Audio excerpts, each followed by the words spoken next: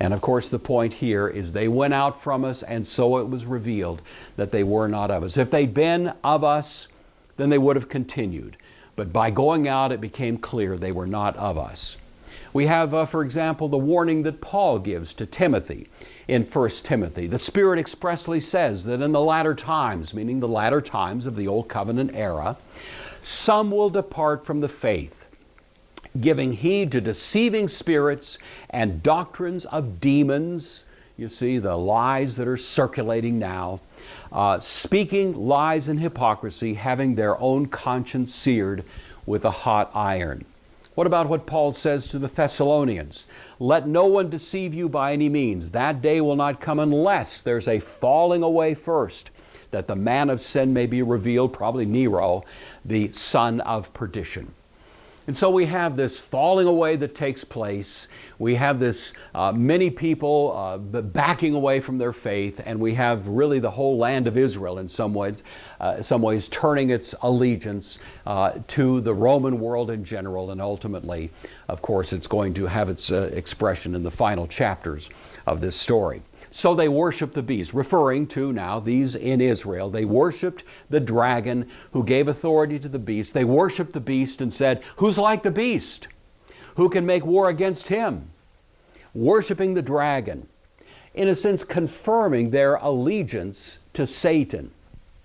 You know, it began way back during Jesus' ministry. This became one of the most important aspects of his message. In the Gospel of John chapter 8, Jesus, talking to the religious leaders, asked them the question, why don't you understand my speech? And then he gives the answer, because you are not able to listen to my word. You are of your father the devil, Jesus says, and so the desires of your father you want to do. That was true of them then. It became even more true of them later, as they became indeed a synagogue of Satan. So they worshiped the dragon, the satanic power behind Rome, and they worshiped the beast. They chose Caesar over Christ. They asked the liturgical question, who is like the beast? You know, that question itself has a rich history in the Old Covenant, except in the Old Covenant, it's framed as a rhetorical question about God, about Yahweh. And so when we look at, for example, Exodus chapter 15, after the children of Israel have crossed the Red Sea, after they're safe on the other side, after they see, of course, the bodies of the Egyptian soldiers and so on, you know, floating in the sea there, they see all of that. Then Moses teaches them a song, and in the song is this great question, who is like you, O Lord, among the gods? Who is like you, glorious in holiness, fearful in praises, doing wonders? Who is like Yahweh? Who is like you?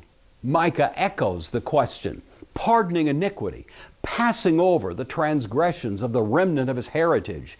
He does not retain his anger forever because he delights in mercy. That was the great question in the Old Covenant era of the faithful of God. Who is like God? But now these same people are asking the question, who is like the beast? And they've deflected, they've changed their allegiance from the one they should be worshiping to this one who seems, as a practical matter, to be the place who deserves their allegiance and their support. Who can make war against him? In the Old Covenant, the question was, who can make war against God? He's the most powerful of all. In the Old Covenant, the kings of the earth might take their stand against the Lord and against his anointed, but the one who sits in heaven laughs, he scoffs. But now the question is, who could make war against the beast? Well, this beast, Nero, was given a mouth speaking great things, blasphemies. He was given authority to continue for 42 months. And so we have this image of a loud, arrogant, blaspheming mouth speaking these things. Of course, those familiar with Daniel immediately recognize a similar description in Daniel chapter 7, the same chapter that we thought of a little bit earlier. There in this horn were eyes like the eyes of a man and a mouth speaking pompous things. Well, he did this. He was given this authority. He exercised this authority for 42 months. We've already talked about that number in Revelation. It has fundamentally a symbolic meaning. It's a broken 7. It stands for a kind of imperfect expression of whatever the thing is that's being described. In what I like to call a providential accident, however, you know what I mean by that, it also coincides precisely with the career of Nero from the time that he launched his persecution against Christians. As I said earlier, the fire in Rome took place in the summer of the year 64. And at the instance of, and probably under pressure from, certain people who hated the Christians, very likely Jewish people in his administration, Nero was persuaded to blame the Christians, scapegoat this fire on the Christians. He had to do that because most people thought thought Nero was responsible for the fire. Nero trotted out, fully worked out blueprints of how he was going to remake Rome virtually the day after the fire subsided. He was going to rename the city of Rome. He was going to call it Neropolis after himself. He was going to change the calendar to orbit around himself. All of these things, of course, Nero had in mind.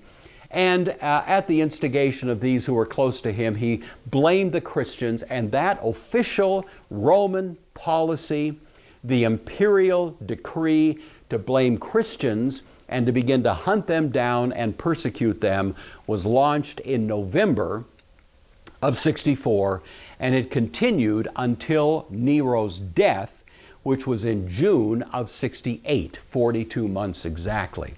Nero had escaped Rome because he was by that time a wanted man. He went to Athens. He was found by Roman forces in Athens. He was given the choice of either dying by their execution or killing himself. He said those famous words, what an artist the world is losing, and stabbed himself, and that was that. But it was 42 months. He exercised his authority for 42 months, and then it was over. The persecution of Christians continued. It sort of diminished a little bit, and certainly with the destruction of Rome or of Jerusalem in 70, it was really over. The Christians were free to come out of hiding. The persecution was over. It was a done deal, and vastly more people came out the other end of that time of persecution. The Great Tribulation was over, and Christian people now marched into the pages of history and have continued to do so since that time.